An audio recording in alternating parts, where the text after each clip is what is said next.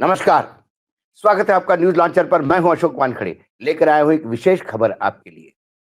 दिल दहलाने वाली बात है। और चाटुकार मीडिया या आप उसको पामिरियन मीडिया कहे, शब्द नहीं है किस नाम से बुलाया जाए। ये तमाम लोग चुप्पी क्यों साधे हुए हैं? यही हादसा यदि बंगाल में होता, किसी देश की होनहार बेटी की जान चली जाए या उसे आत्मदाह करना पड़े, तो ये समाज के लिए कलंक है, ये घिनौनी बात है सत्ताधीशों के लिए। लेकिन ये घिनौनी बात सिर्फ विपक्ष के राज्यों में क्यों होती है? डबल इंजन की सरकार में सब चुप्पी साधे क्यों बैठते हैं? मैं तमाम एंकर और एंकरनियों को आज ये सवाल पूछता हूं। और मेरा सवाल ओडिशा से है। ओडिशा में पहली बार डबल इंजन की सरकार बनी है और उड़ीसा के ही फकीर मोहन स्वशासी महाविद्यालय की छात्रा सौम्यश्री बीसी, जिसने अपने शिक्षक द्वारा पीड़ित या प्रताड़ित किए जाने के बाद अपनी आत्मदाह किया। उसे बहुत बचाने का प्रयास किया गया, लेकिन उसकी मौत हो गई। मैं आपको याद दिला दूं, हाल ही में हमारी आदरणीय राष्ट्रपति द्रौपदी मुर्मू जी भुवनेश्वर गई, तो सौम्यश्री से मिली। उन्होंने जाके उसके हालचाल पूछे अस्पताल में, क्योंकि हमारी राष्ट्रपति जी ओडिशा से आती है। उस राज्य से बहुत गहरा लगाव है। एक महिला होने के नाते एक संघर्ष का प्रतीक। लोग जब राष्ट्रपति के संघर्ष को देखते हैं पीछे मुड़ के, तो उन्हें संघर्ष का प्रतीक मानते हैं। यकीनन उनको भी हिला दिया होगा इस घटना ने। लेकिन पूरा मेन स्ट्रीम मीडिया, जो मेन स्ट्रीम मीडिया कहा जाता है, हालांकि अब मीडिया रहा ही नहीं, वो सत्ता पक्ष का एक प्रकोष्ठ हो गया। बड़ी बड़ी एंकरनियां जो पानी में भली बरसात में इंटरव्यू करते हुए दिखाई देती है, जो गरजती है विपक्ष पे, बंगाल पे कुछ भी हो गया तो तलवार लेके निकल पड़ती है। वो वीरांगनाएं कहाँ है? क्या सौम्यश्री बीसी भारत की बेटी नहीं है? सवाल ये है। राहुल गांधी ने दुख जताया और उन्होंने इसे भारत के सिस्टम द्वारा की गई हत्या बताया है। राहुल गांधी ने कहा कि पीड़िता ने यौन शोषण के खिलाफ आवाज उठाई, लेकिन उसे धमकाया और प्रताड़ित किया गया। आपको मैं सीधे राहुल गांधी के इस एक्स पे जो उन्होंने ट्वीट किया, एक्स प्लेटफॉर्म पे, वो आप देख सकते हैं स्क्रीन पर। उन्होंने कहा कि ओडिशा में इंसाफ के लिए लड़ती एक बेटी की मौत सीधे सीधे बीजेपी के सिस्टम द्वारा उसकी हत्या की गई है। उस बहादुर छात्रा ने यौन शोषण के खिलाफ आवाज उठाई, लेकिन न्याय देने के बजाय उसे धमकाया गया, प्रताड़ित किया गया, बार बार अपमानित किया गया। जिन्हें उनकी रक्षा करनी चाहिए थी, वही उसे तोड़ते रहे। हर बार की तरह बीजेपी का सिस्टम आरोपियों को बचाता रहा और एक मासूम बेटी को खुद को आग लगाने पे मजबूर कर दिया। ये नहीं, ये सिस्टम द्वारा संगठित हत्या है। मोदी जी, ओडिशा हो या मणिपुर, देश की बेटियां जल रही है, टूट रही है, दम तोड़ रही है, और आप चुपचाप बैठे हैं। देश आपकी चुप्पी नहीं जवाब चाहता है। भारत की बेटियों का सुरक्षित और इंसाफ चाहिए। ये जो राहुल गांधी की पीड़ा है, ये पीड़ा मात्र एक विपक्ष का सत्ता पक्ष पे हमला नहीं।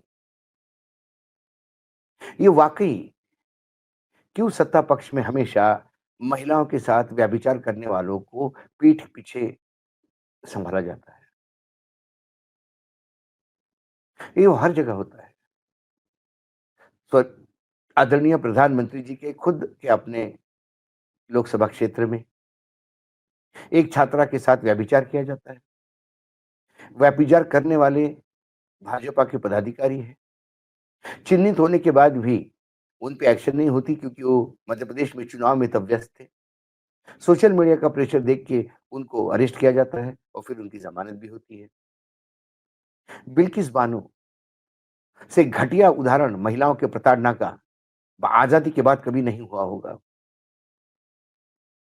कि एक गर्भवती स्त्री के सामने उसकी छोटी 4 साल की बच्ची को पैर से पकड़ के ज़मीन पे पटक-पटक के मार दिया। उसके अपने घरवाले 7 लोगों की उसके सामने तलवारों से काट के हत्या कर दी। फिर उन राक्षस शैतानों ने उसके साथ सामूहिक व्यभिचार किया और ये सिर्फ़ आरोप नहीं थे। ये मामला सर्वोच्च न्यायालय तक गया, उन्हें सज़ा हो गई और गुजरात गवर्नमेंट जहाँ राम राज्य की स्थापना हुई है, कई सालों से भाजपा शासित है और पिछले 11 साल से तो डबल इंजन की सरकार है। उन्हें अच्छे चाल-चलन के लिए जेल से छोड़ा गया और छोड़ने के बाद उनका ऐसा स्वागत हुआ मानो वो युद्ध भूमि से लौटे हैं। सर्वोच्च न्यायालय ने फिर इस बात को नोटिस किया और फिर उन्हें जेल भेज दिया। ये डबल इंजन की सरकार का चेहरा तो नहीं। ओडिशा गरीब था। ओडिशा एक समय में भुखमरी के लिए काला हांडी कहते थे लोग, भुखमरी याद आती थी। लेकिन ओडिशा में ये घटनाएँ नहीं होती थी। अब पिछले विगत कुछ दिनों से ये घटनाएँ बढ़ी है, जब से वहाँ डबल इंजन की सरकार है। क्योंकि व्यभिचारियों को ये पता है कि सत्ता का संरक्षण उन्हें प्राप्त है और इसी के चलते ये सारा मामला सामने आया। अब उसका जब शव गाँव में लाया गया क्योंकि उसे बहुत प्रयास किया उसको बचाने के लिए, लेकिन नहीं बचा पाया। उसने जब एक हेड ऑफ द डिपार्टमेंट था उन्हीं के कॉलेज का, वो उसको लगातार शारीरिक शोषण कर रहा था उसका और इस 20 साल की लड़की ने जब इसकी कंप्लेंट की बार-बार, तो कोई head of the department college में एक छात्रा का शारीरिक शोषण करता है, तो उस पे एक्शन लेने के बजाय उसी को टरकाया गया।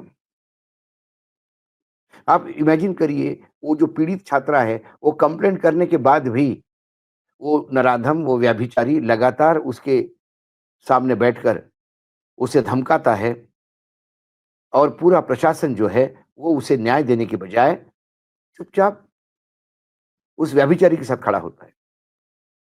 तो वो कुंठा क्या कहेगी? जब वो उसको उसको समझ में आया कि वो न्याय नहीं मिल सकता, तो फिर उसने वहीं कहा, ऐसे दुनिया में रहना ही क्या, जहाँ कोई लड़की अपनी इज़्ज़त नहीं बचा सकती।